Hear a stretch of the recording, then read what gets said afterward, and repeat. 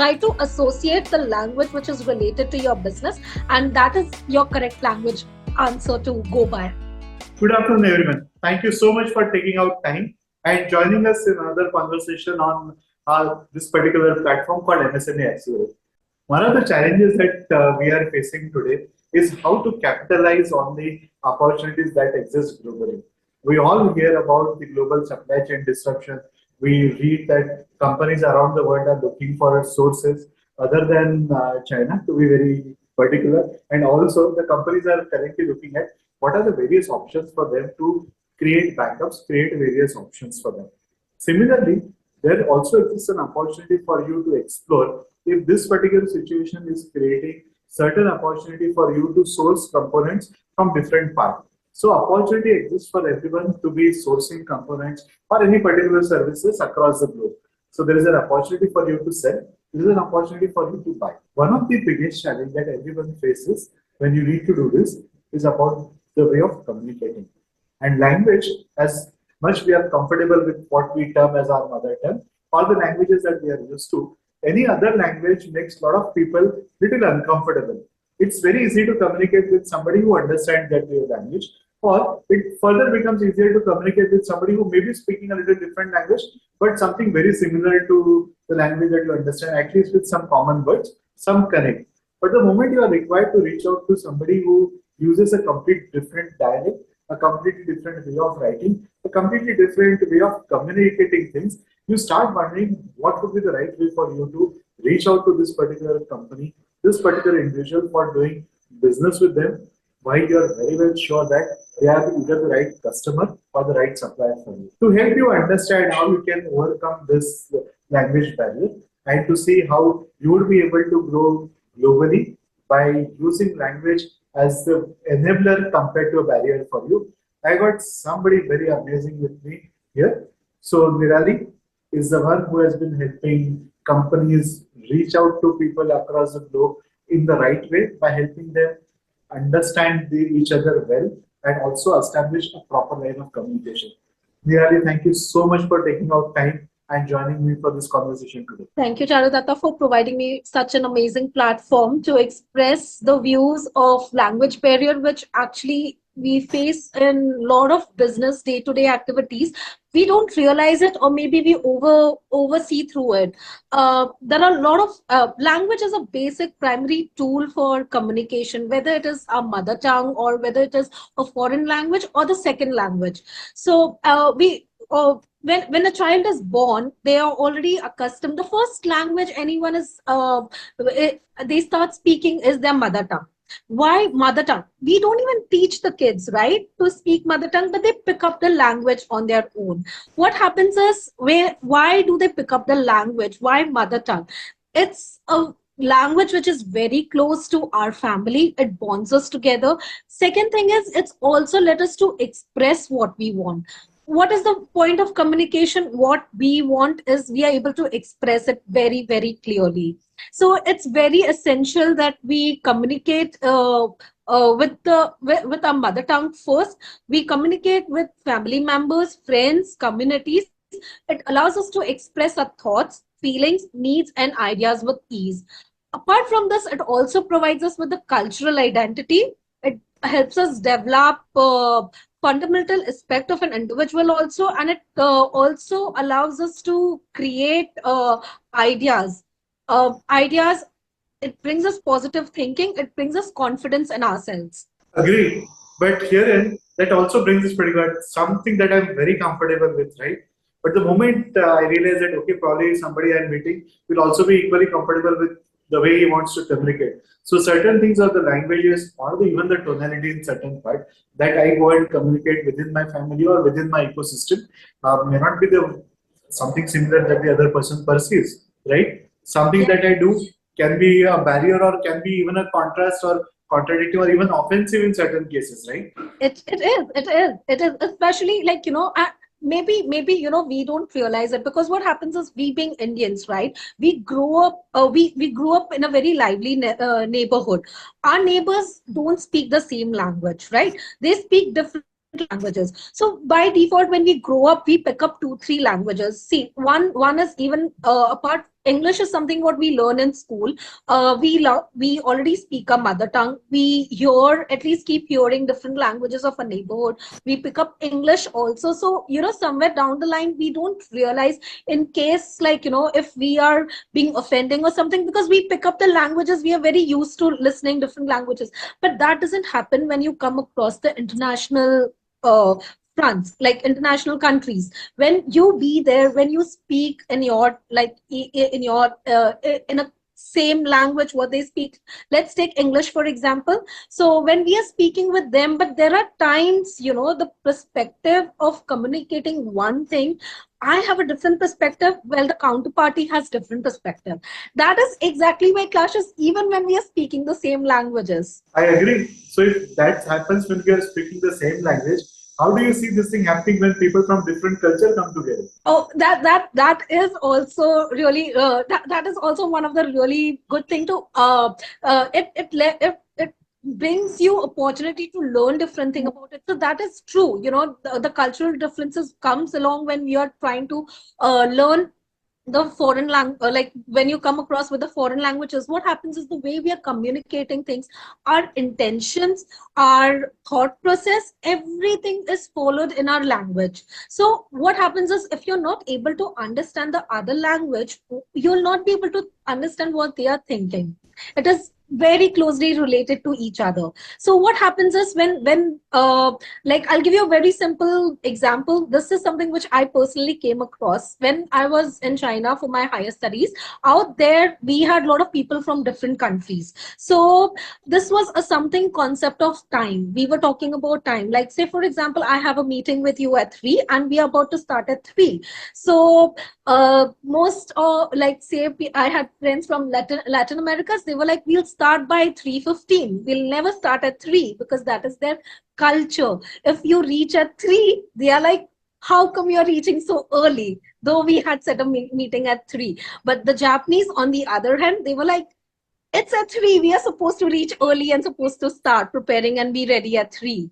So, yes, so imagine, with the cultural context changes, even with the same thing, the same notion, what we perceive, it changes with the language communication also. So language is something, this was a very small point about it, but when it comes to languages, it's a different ball game altogether. Now this happens at an individual level, like you put it here. Now in case of business, then you are actually supposed to execute a transaction, right? How do you go about communicating? So what happens is, right, especially on a business perspective, if you go and see with cross country transactions, their first barrier comes is the language communication. We feel English is one of the communication language, but it doesn't certainly always work like that. This leads to mostly miscommunication. Certain things we try to communicate, we have our way of communicating. Like, we are doing business, we follow step A, we follow step B, we follow step C in order to connect with someone to start the business and all. But that might not necessarily be true for the other party. They may not have step A, B, C. They would have some other steps like Z, Y, X. So how do we know? So this is exactly where the miscommunication happens.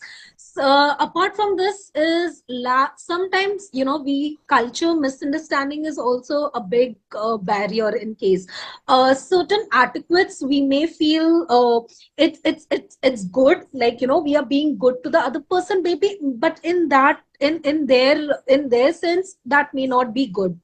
So we have to be very, very mindful of their culture. How is their body language? How do they perceive certain things? So this is something which helps us overcomes the communication when we are doing with the other person, irrespective whether we able to speak the same language or not. Now here is the trickier part for us at MSMEs. We are extremely good at our technical part. Okay, a lot of MSMEs, you will find the promoters are very good on technical part. They exactly know what they mean by the tools or the solutions that they are building. They're also very clear about the value that they would be able to create in their own context as well as for the other person. Right? But communication is most of the times, to be honest, not our forte at MSMEs. Right? So, what are the basic steps that somebody can take to prepare for this conversation? Okay, so very first thing is when you're communicating with someone from other language, right? What do? We just have a look at the language we are communicating, try to see an insight about the culture, understanding of the country. There would be like nowadays, because of the internet, the YouTube, the electronic facility, what we have, lot of content is readily available. We have a lot of reels, like just take that for example, for each languages they have reels, small reels. You'll understand a little bit about the language. When you understand a little bit about the language, even when we don't speak, we get little insights about the way the person is, the way it thinks, the someone thinks. So it's very important to get into the idea first, know the background of the language, how the language is, certain terms to be aware of, like slangs, right? So certain times what we feel is like, and even in English, we feel it's very cool to give a slang or something, but that's not correct doing it in business communication. Right, we may feel it's a part of communication, but when we are communicating on a business front, on a professional front, that doesn't work. So you have to be mindful of the things what we communicate, how are we presenting ourselves, how the other person is presenting. Observe their body language, very very important. When we are conveying something, how is the reaction coming along? This gives us little bit more insight what is going on, like are they, what we are saying, are they taking it in a positive front or a negative front, how it is going ahead. So that is something which helps a lot. Now, the next question which is there in the group right now was actually relating to what we're looking at. So currently we have all this that technology, right? Wherein you can go and translate. You see the online translations happening. So do you see this particular technology related tools that are coming in, or the voice command or the translation command, actually helping people overcome the language barrier? So it's again, it's a pros and a cons both. Like if you're looking for a quick translation, of course it helps you. The technology is readily available. But if you're looking for a very long term to build a relation with your customers, with your clients, with your manufacturers on that front, what happens is when you're trying to use these tools, right, it will never be able to capture the thing which you want to convey. When we speak a language, what are we conveying? We are conveying our emotions. What we are conveying, what we want with our voice, with our thoughts, with our body language. That the tools will never be able to never be able to express. Very very simple is like, you can take an example. When a speech is happening between, say, two political parties, two international political parties, they're taking a speech. They are like, there is this debate going on. The, say for example, Canada is inviting China for ABC delegation meeting.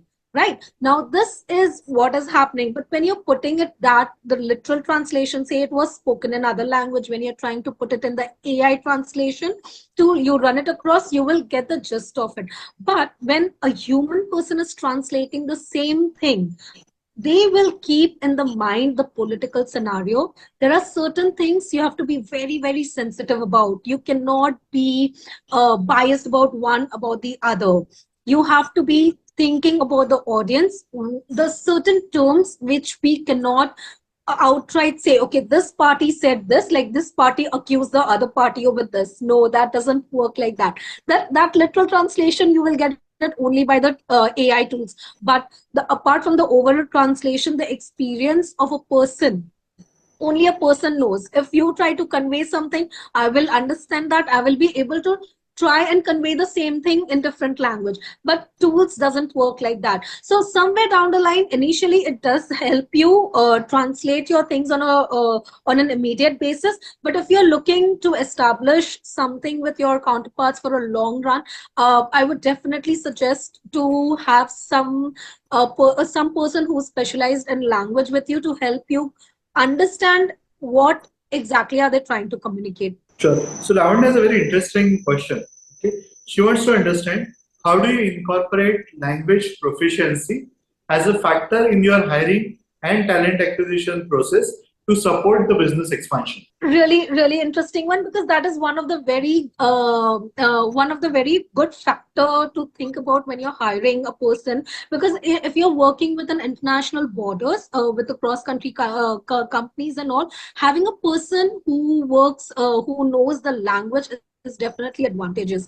Now what happens is, this is what I've seen currently in the industry. Person who is well acquainted with the language, right, may not necessarily be that good in a technical background. So what is happening, this was few years down the line, but nowadays all the people in our the college going, school going kids, they have started picking up international language with, as a second degree to them. So of course, going ahead, when you're hiring someone with a technical background and that person has a language efficiency in it, that definitely works the best. Yes. So again, not necessarily, if you're looking at the one, like say for example, you're looking at the person to hire with a language proficiency, and someone, if you're looking at to hire someone in a technical background, somewhere down the line you can give a balance where you can try to try the person with a technical background to educate them in the language proficiency,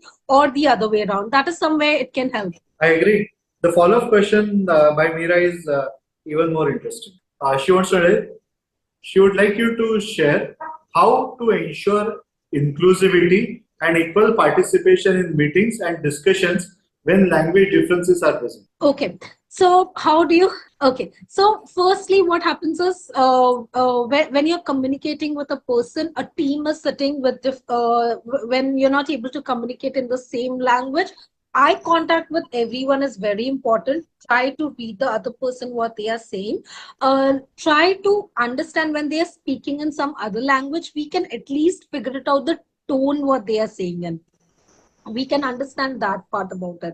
So what happens is, when we understand the tone of the other person, we at least try to understand the little perspective what they are trying to bring in. Language is something, it cannot come immediately, like you cannot overcome the barrier of it. Sometimes, some languages are very softly spoken, some languages are spoken as such, like, even if they speak very nicely, we feel they're rude, right? Just the way the language is. So don't literally try to be very hard on it, but just have a little idea about the language you're facing, about a little knowledge, like little idea about the language, what it is about, and then you go to the meeting, it also helps a lot. Great. So Sakshi's question, which is actually before, but I would bring it now. And she's asking, what strategies have you found most effective in bridging the language barrier to expand your business into new markets? That is really, really good. So what happens is, right, when you are getting into the languages, when you want to start your business, so first thing first is, you know now you're getting into with the international clients, a right time when you want to start learning a language. Maybe you can learn a language for yourself, or if you cannot learn your language, you can educate your staff in that particular language. That is one thing you can go by. Second thing what you can go by is, to find the resources. Like, you can find a lot of resources online for the language related things.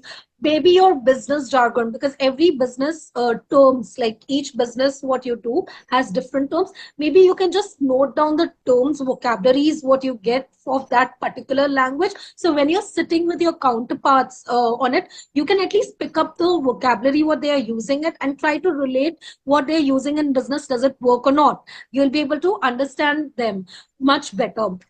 Second thing is, you can hire someone with a language proficiency background. That is also something helps, that completely smoothen out process in a way you want to communicate with them. Apart from that, there would be documents involved a lot from cross country basis. Not always it would be in the same language, right? So it has to be, so that when you're getting into the contracts and all, even single word matters, the meaning behind the word matters. So someone with a language proficiency, they can help you.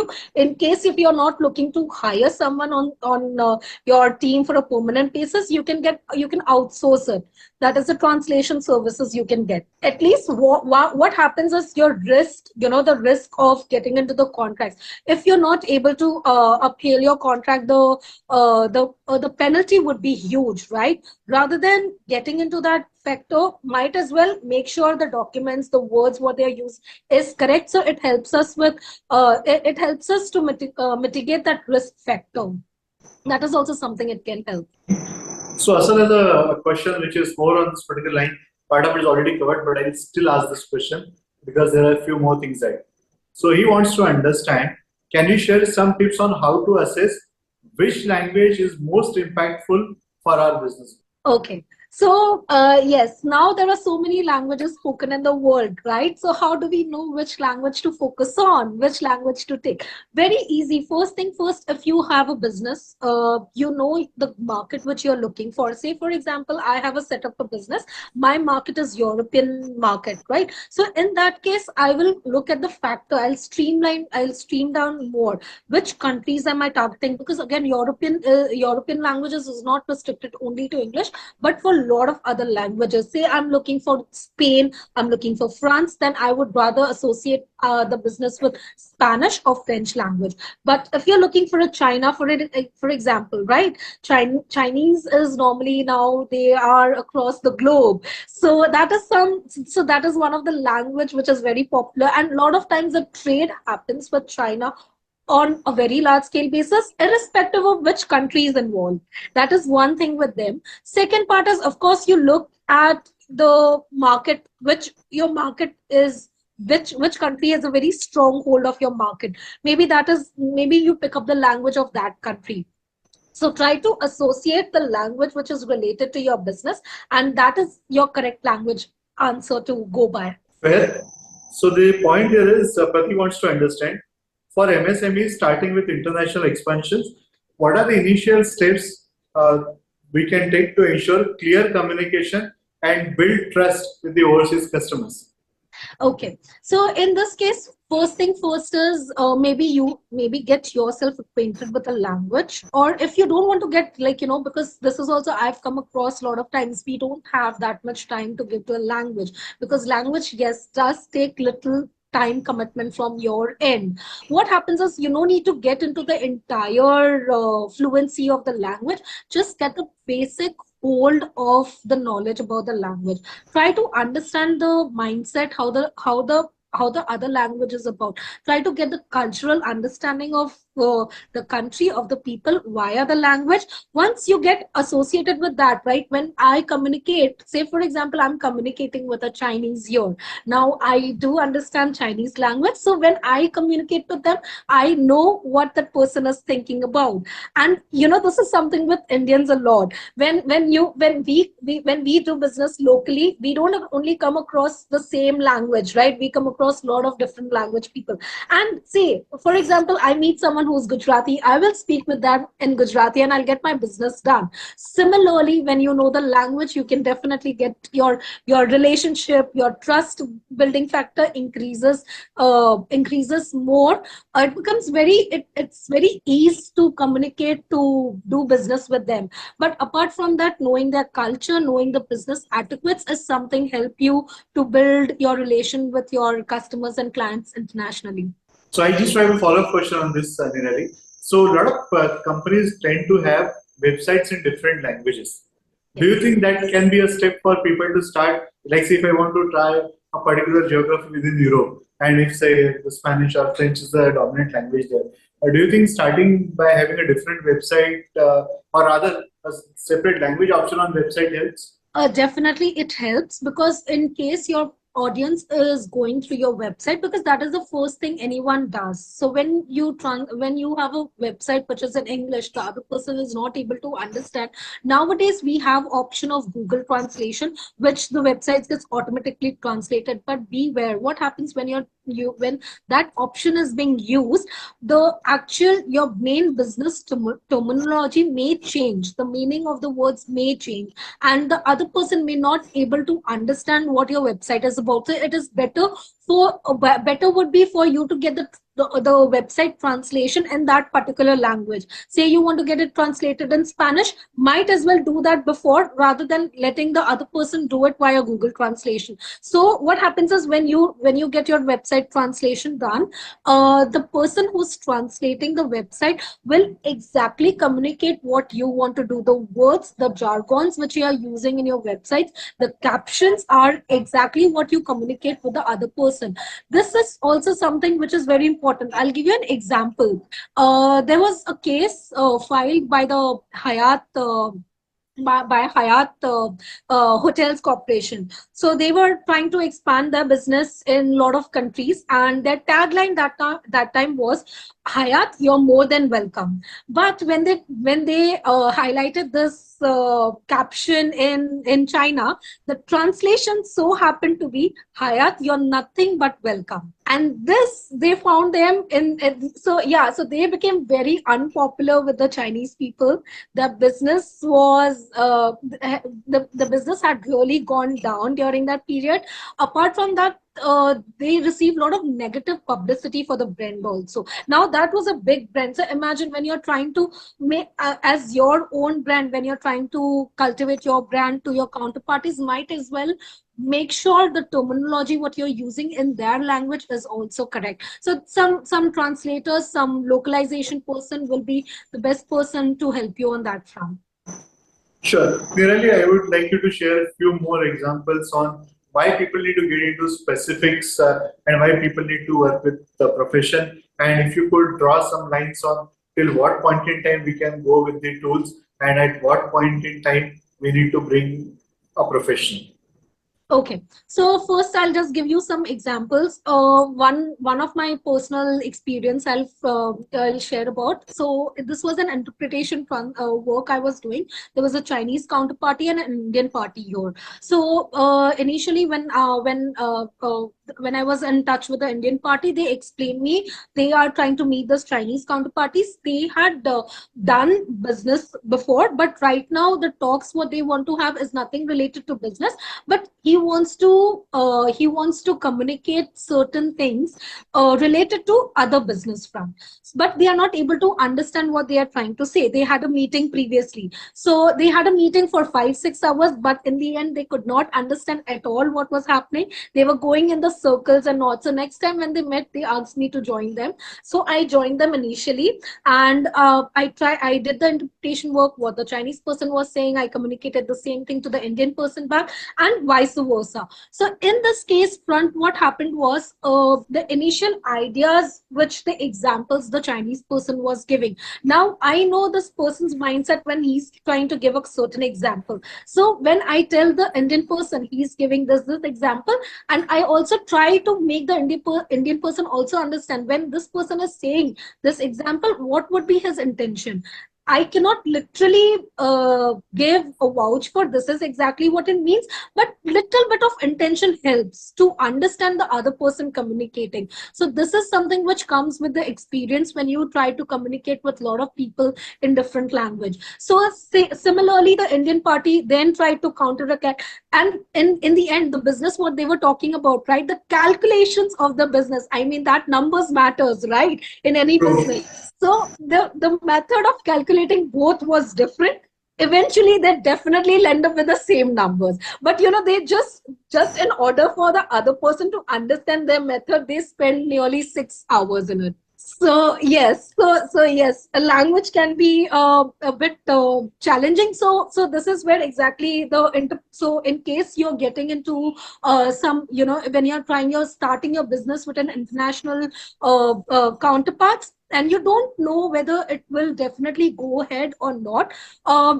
In that case, rather than getting into the language, learning of the language on all, first try to hire some interpreters. That is something which helps you, because it helps you get a clear idea whether you're going to proceed ahead with your business or not. In case you're proceeding ahead, it works for you. Second part is, see how much uh, how much are you communicating with them on to day-to-day basis. Sometimes what happens, you book the quantity, your business is done, and that's all the communication you need. So in that case, your documentation is very important. Make sure your documentation, your contracts, the language which they've used is, if it is not English, if it is any other language, might as well get it translated for your benefits. So in order not to have some risk later on, to know exactly what you're communicating, all the points are laid out properly or not. So that is somewhere it can help. And in case you're doing it for a long run, where you also have to travel a lot to the country, might as well at least get acquainted with the basics of the language. Don't get into the whole fluency of it. Basics helps to understand the culture, the people, especially your numbers, because again, business is about numbers. When you know numbers, you can tell them, okay, this is the number I want. So yes, it helps definitely. So it depends on which stage you are on and how to take the action for.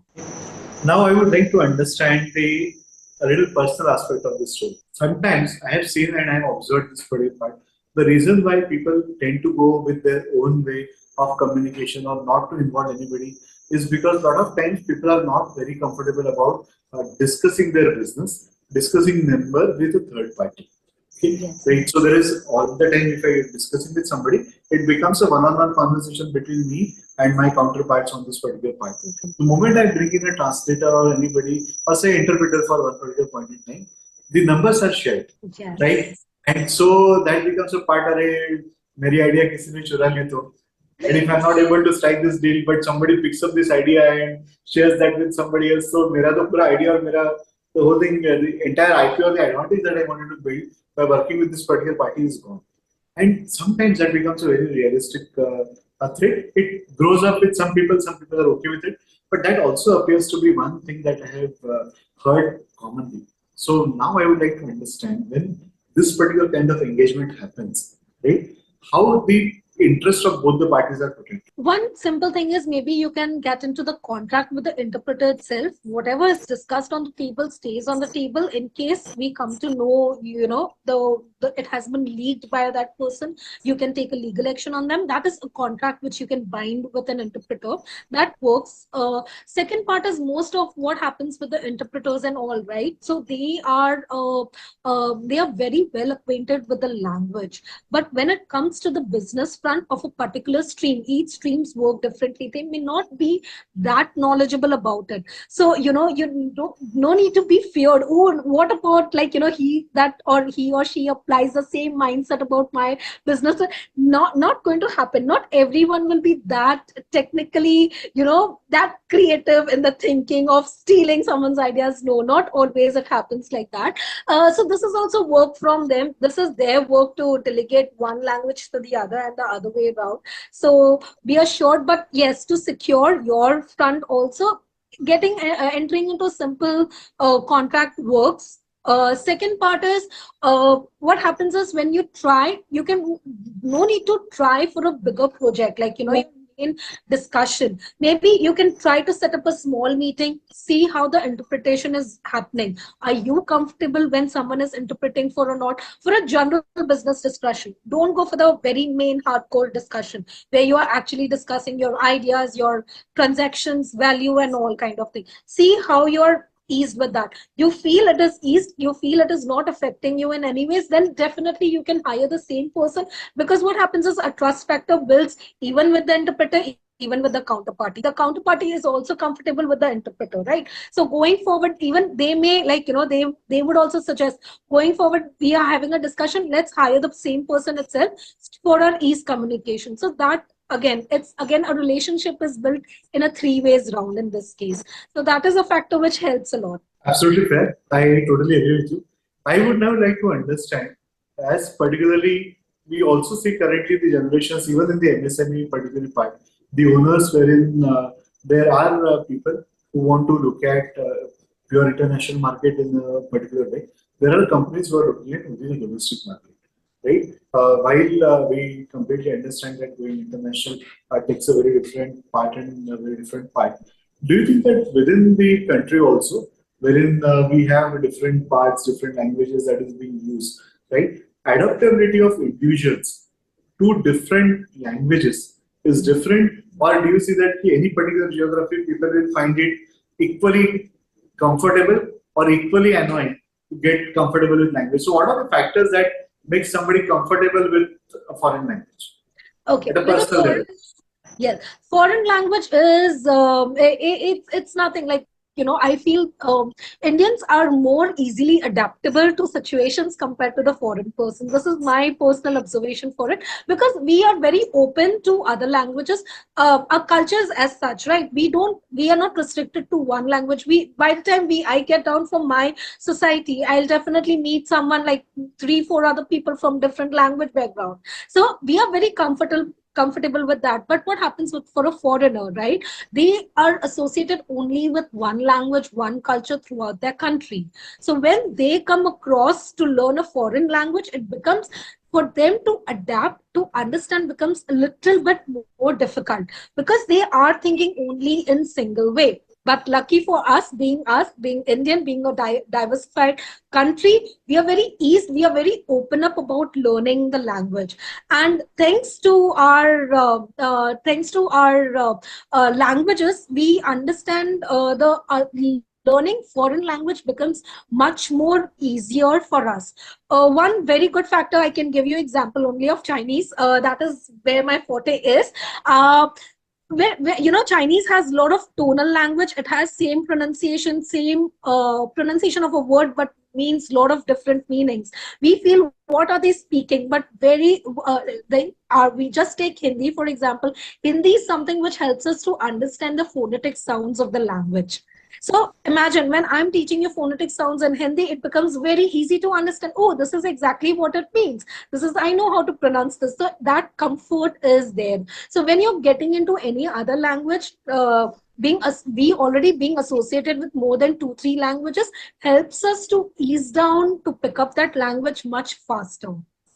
You lean towards European languages, knowing English is something which helps a lot. Yeah, the base of the grammar, the vocabulary, how it works, the pronunciation, it helps a lot. Go towards the Asian languages, our mother tongue, like Hindi, is there any other mother tongue? You go for Telugu, Tamil, you go for Gujarati, Marathi. This other languages helps us understand the Asian languages much better. So no, it's not going to be that difficult learning into it. Second part, what other people have in thought, like, when we learn a language, we don't have other person to talk to, speak to. How are we going to understand, speak the language? But don't worry, these days the content what is available on online is so much that you don't have to go anywhere. Just going, sitting, like, and you don't have to spend time also learning, like, sitting with going through books. Just pick up your earphones, put on the audio, keep listening to the language which you want to speak, and it helps a lot. When you keep listening to it, your understanding for the language develops on a different level. Speaking also, that is also one of the ways you'll be able to speak the language fluently. It helps you pick up the language very well. Amazing. So I want to conclude the conversation with a very important question by Rajgas. The question is, what are some long-term strategies MSMEs can implement to build their multilingual capabilities within their organization? Okay. So one thing what we can do is, first is set clear goals. Which goals are you looking for your business? Which are the language associations you have with the business? So what you can do is, maybe you can consider the choosing the right language. That way you know which language your business is getting into. That is the first step for it. Then what you do, you find resources, find a lot of materials available online related to your business. You'll find them in the language, but then that is where your language challenges comes in. You'll find a lot of data available in the second language, but you'll not know is it correct or not. How do you relate to your data which is there? Then comes your learning of the basic languages. If you don't have time to get into the learning of the languages, maybe you can hire someone who is well efficient in that language. They'll help you understand the business process out there. Also, the resource which you're collecting related to your business, to understand the background about it, is something which helps. You may never know, you may be able to find more opportunities for your business to grow compared to what the mindset we have. So that is something which I have experienced with it. And then you can start by, if you don't have time for yourself, maybe you can start educating by your staff. What happens is, there is always learning and development program with all of the business units, right? So language is something which you can always implement, one of the learning and development thing in your system. Because imagine giving a power of a language to anyone is it's a skill for a lifetime. So not only for your organization, but even for that person, for the person, the employee who's there, they would also be willing to work in the same, because I know your company is associated with with that language. You're able to speak the language. They will also be willing to work more towards the front, towards for the company's benefits. In the end, it would always benefit the company. Second is, you can set a milestone. In case you're picking up to learn a language, set a milestone. Whatever language you're using, irrespective if you're using it correctly or not, always implement that with the counterparty. When we have a counterparty, you develop a very good relation with them. Just tell them, we are learning, we are, like, say I've started learning Chinese language. They'll always be happy about it. They'll always be better, and everyone would like to help you learning in that language. So when you try to communicate with them, very very basic, just telling them good morning, how are you, my name is this, they will be happy about it. They'll try to connect with you more on that front. This is a basic change. You will be definitely able to see it in the first go itself. So yes, but you have to stay consistent. You have to be persistent when you are going for the language, whether for yourself, whether for your staff, or trying to get language into your organization. Initially you may think it is not helping, but in a long run it will definitely be advantage to you, not in a small way, in a very big way, that I can assure you. Thank you so much for these amazing insights, Nirali, and I'm already getting the messages in the group that people are able to deeply connect with you and with your passion for language and your ability to help people very clearly perceive the advantage of overcoming the language barrier and using it as a way for propagating their business. Thank you so much, everyone, for joining this conversation. You can always reach out to Nirali to build those particular capabilities, and you can see she is the one who is going to drive that with absolute passion, assurance, and ensuring that you get the best for your business. Thank you so much, Nirali, for your time today. Thank you, Charudatta, for providing such a wonderful platform where I can discuss the language barriers, especially faced in a business front. Thank you very much. Thank you, everyone.